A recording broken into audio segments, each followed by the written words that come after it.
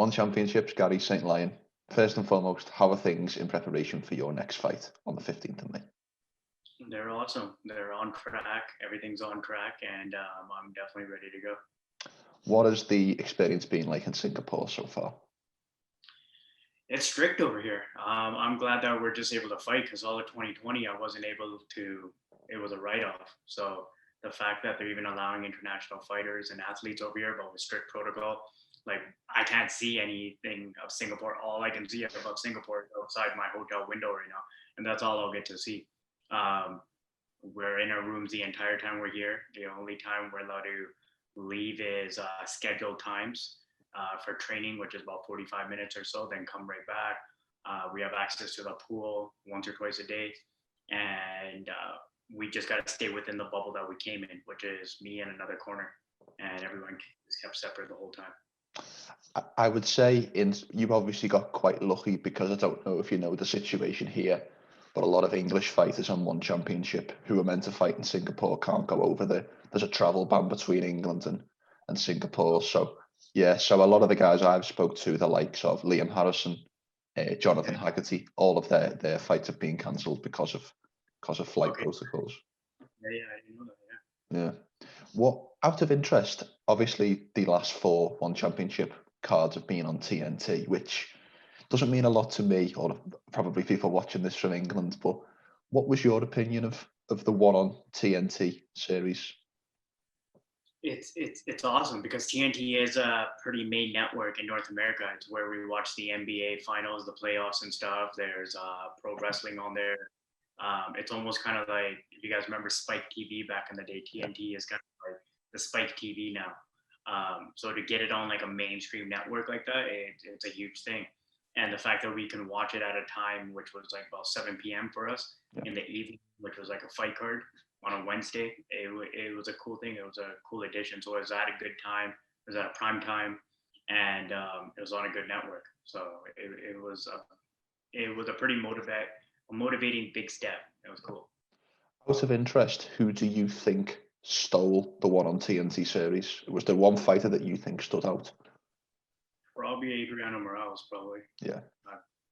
Yeah, you can't really argue with that one. Yeah, I would have said Moraes or maybe John Lineker. John Lineker looked pretty good on the third one.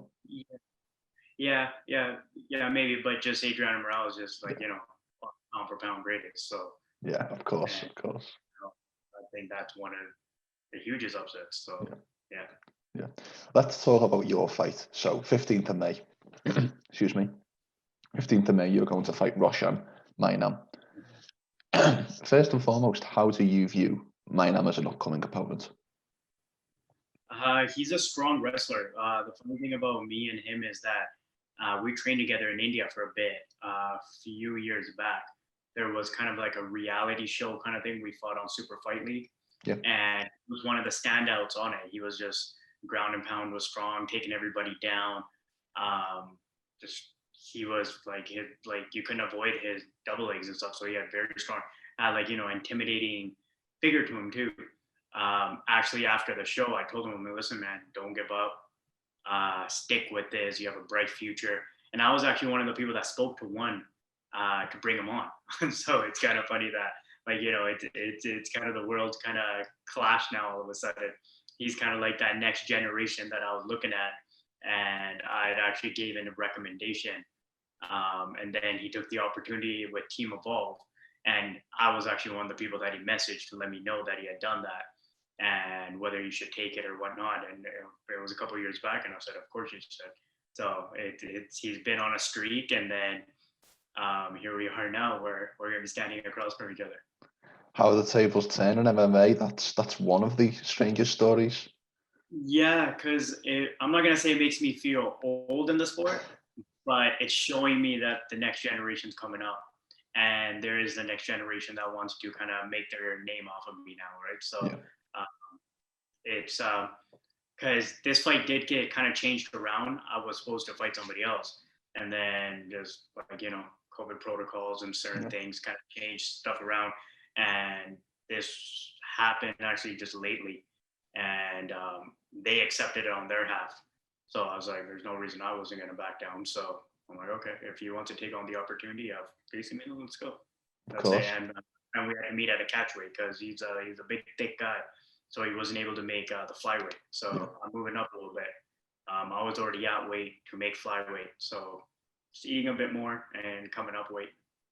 Do you feel like that potential, obviously the size and perhaps the strength could be a disadvantage in this one, with you saying you being able to make flyweight and him not? I consider him to be bigger and thicker in this fight. I know what his game plan is. I know Yeah. he's not going to want to start. I know there's going to be a wrestling, like, he's going to try to double leg me. Hmm.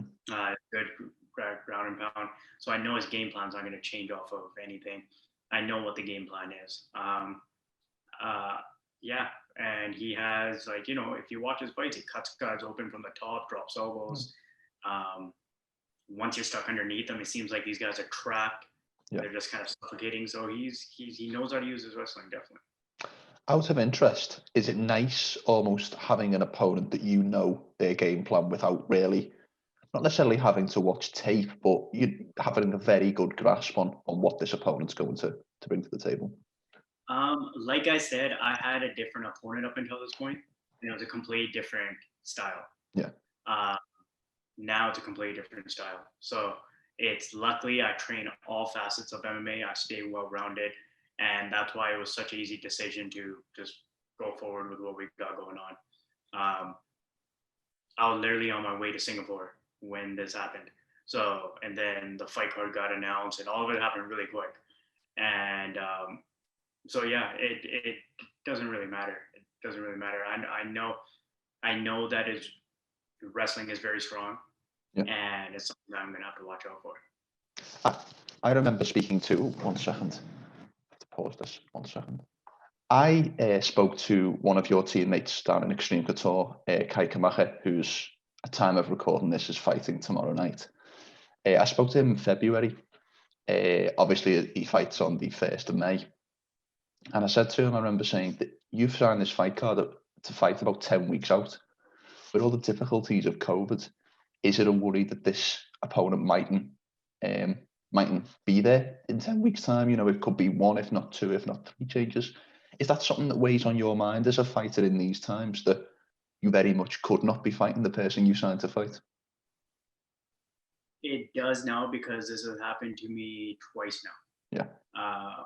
So now it is. It's been happening to a lot of people, and yeah, it is because especially in Singapore and with one right now, it's such rigorous testing. Yeah. There's a lot of testing. For the fight, we'll probably get tested almost every second day. And if they find anything on any one of those days, basically the fight gets pulled. And I know people that made it to like the second last day before the fight, and then something happened and they got pulled right before the card. It happens in the UFC too. Like, we hear guys that are fighting at the Apex in the morning and they test positive around 2 p.m. and the fight's at 4. So that's just the crazy thing about the situation and the times that we're in. Try not to think too much about it. You're hoping that you're that one fight that isn't. But my luck, it's happened to me twice now. So it is what it is. And obviously, this will be your first fight in around about 17 months. Your last fight was in December 2019. First and foremost, are you somebody who believes in ring rust? Because that's a kind of a polarizing topic in MMA. Yeah and no. I believe in cage rust because the fans add an element. Okay. Since we're going to be in an empty indoor stadium, it's almost like being at the gym sparring. Yeah. But there's nothing like fight day. It doesn't matter how much you mimic it. There's different nerves and a different feeling that comes with being in the cage where it counts for a fight, and where you're in gym sparring. Doesn't matter how good you look and stuff. It's a different feel. It always feels different. You view things different. Your punches come off different. Everything feels different. So there could be. But the thing is, I've been pushing the pace so much in training that I think I'll be able to shake it off pretty quick. I'm almost hoping to take it all 3 rounds just so I can get that cage experience, just so I can get that back, and then be a bit more active afterwards so I can get that 15 minutes because it's been a while, and use that valuable time, get the victory, but get valuable time in there too and not take too much damage. Who are the main guys you've been training with in anticipation of this fight? The main guys, Cody Stamen, he's Yeah. fighting tomorrow. Mm. Cody was one of my main guys, who actually, now that with the situation with Roshan, I'm very happy I did as many with them that I did as much wrestling situation, because the person we were getting ready for, wrestling was not a concern. Mm. So luckily, Gustavo Lopez, Yeah. who's actually the one cornering me, he's the one out here with me. He's cornering me for this. So he's a good body because he's thicker, move around, and his wrestling and his pressure and everything that he does is like on the ground is amazing. I'm just surrounded by top level guys at Xtreme Couture and 10th Planet, Las Vegas. What else is there? There's just like, the who's in Vegas, right? You just got so many options. You got Joe Benavides, you got my teammate from Vancouver who's also out there, like Jeremy Kennedy. Yeah, there's Julian Arosa. There's just so many of us. There's too many people who really Too many to name. Yeah. Too many. That's I suppose is obviously shows the strength of the gym, doesn't it? How many? I will sometimes ask that, and I don't know if you looked at my catalogue. I've spoke to a lot of you guys. You seem to be very much favourable when it comes to media interviews. But there's so many styles, so many different bodies, so many weight classes as well that you can work with anyone to sharpen your skills. If Vegas wasn't already like the mecca for MMA, I think when COVID hit and having the Apex as close as it was, so many fighters started moving their camp to Vegas, so they weren't traveling much. So Xtreme Couture is literally 5 minutes down the road from the Apex. So a lot of fighters started coming out there, even ones that weren't signed to the UFC, like LFA fighters. Just you could get that short notice call, right? Yeah. You could get that call on a couple days' notice. You're in shape. You're down the street. You're in Vegas. So a lot of people were moving their camps there. Plus, other fighters were coming in, and I know a lot of people that got that last minute opportunity who were fighting on smaller shows and got the call up because they just happened to be down the street. So that definitely filled up gyms like Xtreme Couture during this time if they weren't already full. So you got so much talent from Hawaii and stuff like that. Like the Hawaiians have taken over Xtreme Couture. Like we laugh about it all the time. Like they've taken over, and yeah, it's crazy. It's cool. I spoke. I don't know if you work with him at all, but I spoke to Patchy Mix earlier this week, and he said Xtreme. Yeah. Yeah, he said Xtreme Couture should be renamed Hawaiian Top Team. Yeah. Actually, you know what? Like that thing where I just said about the Hawaiians, he was there when I made that comment to the Hawaiians. So we were all taking a team picture, and I'm like, holy crap, it's just all Hawaiians in here, and they're all sitting on like these 3 steps. All of them like gathered around on these 3 steps, and they're like, this is actually how we hang out in Hawaii. We all like just sit around like this on those benches and stuff. I'm like, oh, that's pretty cool. Yeah, it's. I've actually spoke to quite a lot of the Hawaiians. Mahi, who else comes to mind? Mahi, Apuni Pagawa, Kai Kamaka, and I always ask them, what is the reason why so many Hawaiians train in Xtreme Couture? And they say one man, that is Brad Tavares. They say Brad Tavares moved down here and made the change, and we all kind of followed. Yeah, I actually wasn't too sure why, but they're all there. Well, what has the situation been like in terms of? I know you just mentioned Gus has be one of your cornermen. Who else has made the trip with you to Singapore? Yeah, it's just right now they're allowing only one corner, Okay. and most people that are coming out here are bringing a teammate, a training partner. Usually, like you travel with coaches and stuff like that. But I think what I'm seeing around is that most fighters are traveling with a training partner, because that's the only body they get to use, right? So that's kind of what I'm seeing, and it's what I did too. What is there a protocol for you getting back to the US? What will you have to quarantine on arrival at the US or anything like that? Gustavo's going back to the US. I'm going back to Canada. Okay. I live in Canada. So I was training out in Vegas. I haven't been home in 2.5 months. I haven't seen my family because of COVID protocols. Usually I get to go home like, every couple of weeks or every week and go home and go see my wife and my family and stuff. Because of COVID, every time I go home, I would have to do 14 days over there. So it never made sense. And every time she would come visit, she would have to do 14 days when she goes back. And also Canada has a mandatory hotel quarantine before you even go home for your 14 days, and another $3,000 added that you got to pay out of your own pocket. So I actually do have to do that when I go back. I have to go straight from the airport. I get taken to a hotel. I get kept there for 3 days. They test me. They wait for my results. Then I get to go home. Then I got to do my 14 days at home. Let's turn the conversation back a little bit to the upcoming fight and where maybe where that puts you. So we've mentioned this is a catch weight, but it's just above the. Is it what is the weight? Is it 143? 65. 65 kilo. Yeah. Okay. I think it's something around there. Okay. What is the process, in your opinion, for you after this fight to get into the flyweight title picture?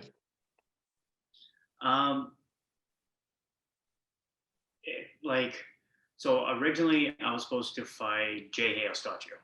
Okay. That's who it was, the former flyweight champ. Yeah. And I was hoping that fight would be where it would make a statement, because him and Adriano went 10 rounds and Adriano couldn't put him away in 10 rounds. And I wanted to put him away within 3. And there I could say, listen, man, I did something you couldn't do in 10. So maybe that could have fast tracked me. I'm still hoping to get that fight. That fight's been rescheduled almost twice now. I'm hoping to get that one. I think that's the next one I want to get after I'm finished this one.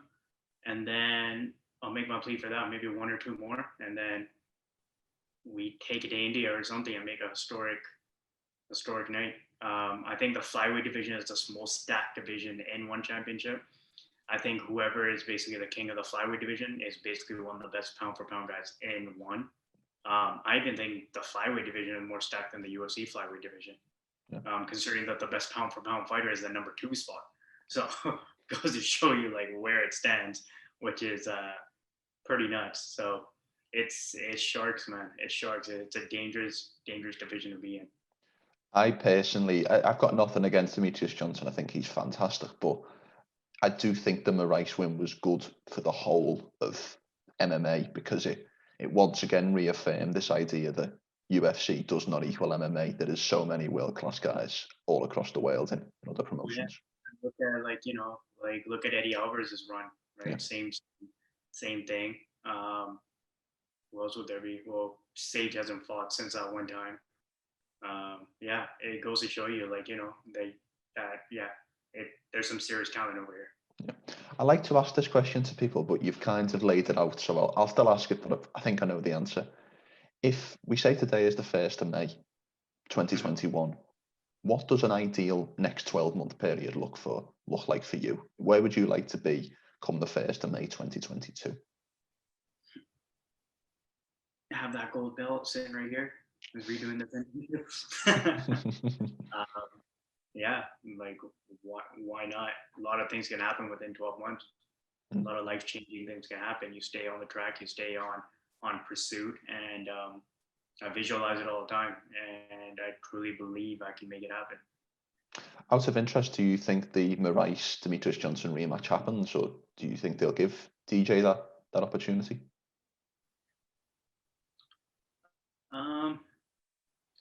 I don't know. I think that he's probably going to have to win one to get it again, because it's not like he was a defending champion in one or defended some sort of, because that's usually how that is, right? It's usually some sort of rubber match or something like that. Who knows though? If Morales wants to give it, why not? But I don't know how they would kind of build that. What would be the storyline? Like why? Because Morales did what he was supposed to do, and Didio was given the opportunity that he was given. But he is still the number 2 guy, so he beats whatever that number 3 guy is, and I guess it puts him right back in that spot. So he could be right back there very soon. It felt a little bit like with all the TNT and all of that, or at least what I thought with TNT, US Network, US Time and all of that they were billing this to get their American champion, and it didn't quite work out for them. So there is probably a reasonable...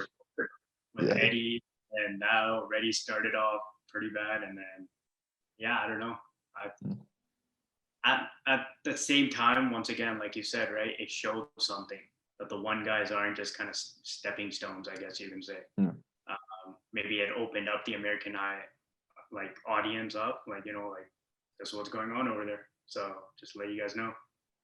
In And in yeah, terms of unsung guys, I wonder if one championship might have have more than Bellator. Got my honest opinion. for what, sorry?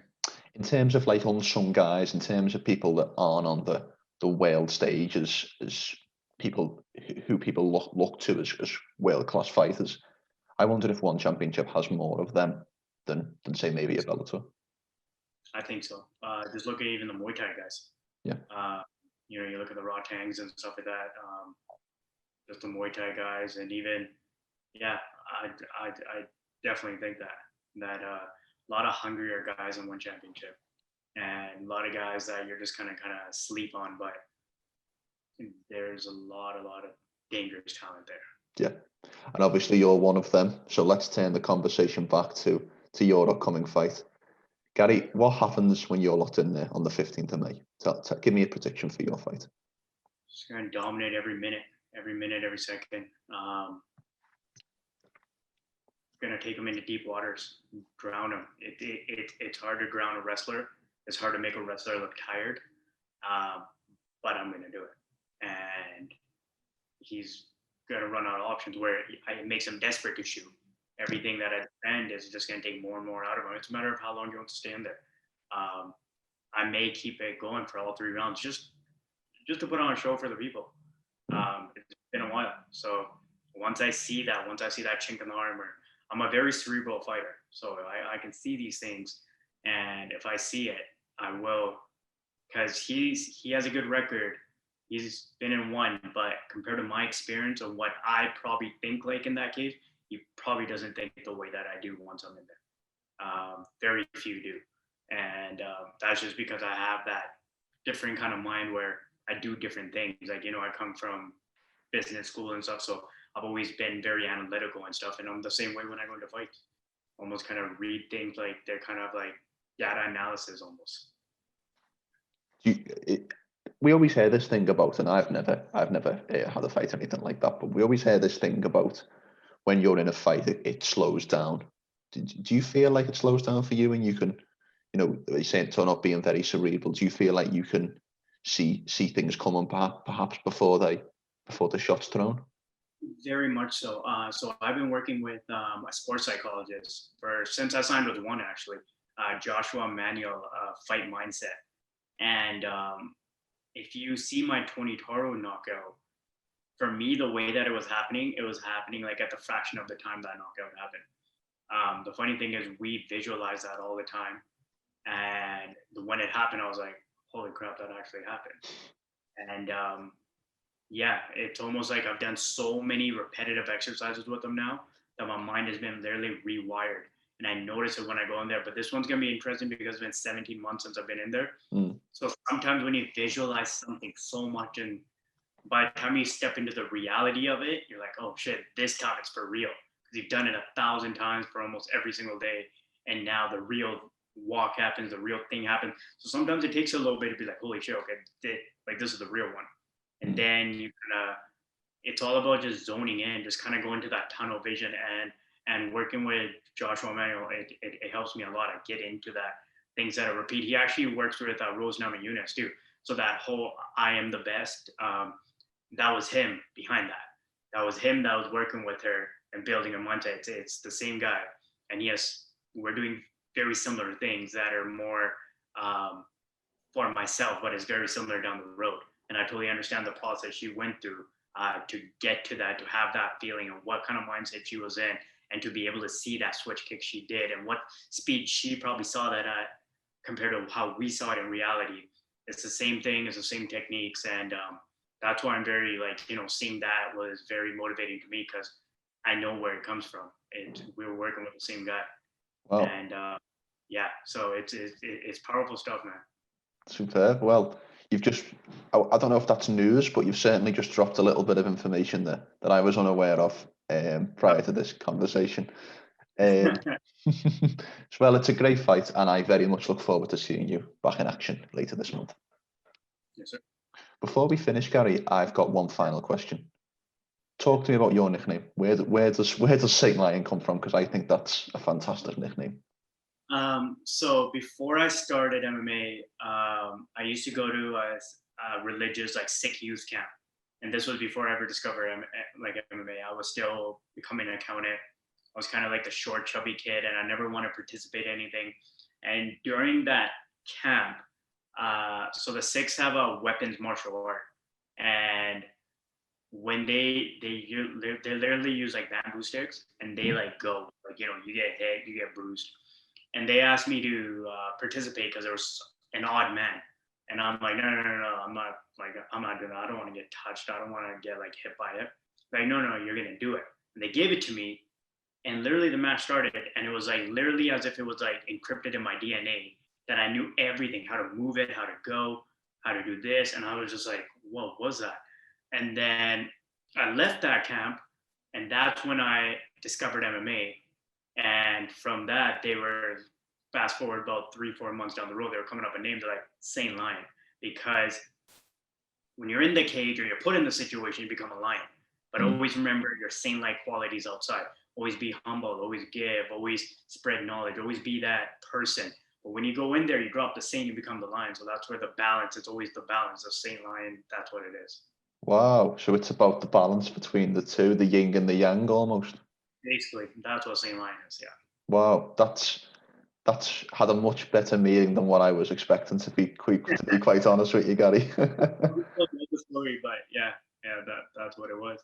Because a lot of fighters are just a, Yeah, a cool word that's got the same first letter as the first name. yeah, exactly. Yeah, I know. Yeah, mine has quite a bit of meaning behind it. So that's why I try to live up to it all the time and trying to inspire my people and trying to do what I can. And yeah, so that's why it's always a reminder. It's like, but once you step in the cage, the saint drops. There's no room for it. But once I leave, you can put the lion to sleep because now it's job's done. So that's it. We've had the saint today, and in 2 weeks' time, the lion comes back. Way different guy. Yeah, of course. Before we finish, Gary, how can people find you on social media? I'm on Twitter, Instagram, at Saint Lion, SAINTLION. I'm pretty active on there. I'm probably one of the most active fighters you'll see on social media. The funny thing is, on Instagram, you're going to get more of my MMA life and what I'm doing, plus personal. On Twitter, you're going to get the MMA life, but I'm also a heavy day trader and stock trader. So you'd be surprised. You're looking for MMA related stuff. You're probably going to get more stock advice than you're going to get any kind of fight advice. But since my fight's coming up, I'm probably going to have to do more of that right now. But after the fight, you're going to see a lot of that kind of stuff. So those are like, I'll be sitting in this hotel room trading all the way to my fight. And that's what I do. It's how I keep my mind sharp. Superb. And before we finish, is there anything you would like to say or sign off with at all? Just thank you to the fans. I'm excited to be back. I'm excited to put on a show. Worked very, very hard for this, considering that I was almost in a position where I was like, I might be content with not coming back and just kind of like, during the lockdown, I was able to create a lot of successful other ventures for myself where almost taking a fight almost takes me away from it. There's a cost opportunity. But at the end of the day, at the same time, I realized my body is still able. I'm able to do something that a lot of people can't. And I've built my skills to a point where I can represent them. And there's money's going to come and go, but these times will pass. And I don't want to be 50 looking back going, why'd I settle for that when I could have done this? And here I am in Singapore, like, I represent to the world. Not to it's always great. I always think it's great to hear fighters having other ventures because we see so many who don't, who just presume they're going to be the world champion, make tons of money and live a life of luxury. Yeah, like guys like me, Eddie, and Demetrius, we talk all the time, and we talk all stocks only. We never talk fighting. We said, and we're like, hey, you're looking at this, you buy this. DJ and me, we talk dividend stocks and our life plans and stuff like that, but we never really talk about fighting ever. Well, it's, as I say, it's great to speak to you today, and it's great to hear that you're back in action. Definitely. Thank you.